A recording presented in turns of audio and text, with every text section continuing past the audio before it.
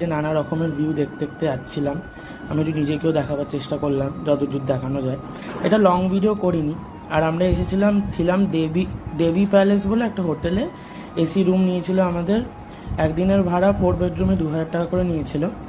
আর আমি কাউকে রেকমেন্ড করবো না এই হোটেলটা। আমি গেছি ঠিকই, আমার এক্সপিরিয়েন্স ভালো নয়। আর এখানে তারাপীঠ মন্দিরের উদ্দেশ্যে যাচ্ছি। মন্দিরের বাইরে একটুখানি দেখানো যায় তোমাদের দেখিয়ে দিলাম, কারণ এখন স্ট্রিক্টলি মন্দিরের ভেতরে ফোন নিয়ে ঢোকা অ্যালাউ নয়। তাই জন্য যেইটুকুনি বাইরে থেকে যতটুকু দেখানো যায়, এখানে আমরা লাইন দিয়েছিলাম। এটা ওই 500 টাকা লেগেছিলো এই লাইনটা দিয়ে, মানে তাড়াতাড়ি দর্শন করার জন্য। নাহলে তো নর্মাল লাইনে অনেক সময় লাগবে। তাই এখানে ছোট দিদি, আমি, জামাইবাবু, দিদি সবাই মিলে আমরা 4 জন মিলে ঢুকেছিলাম। আর বাকিরা সবাই নাট মন্দির থেকেই দর্শন করেছি।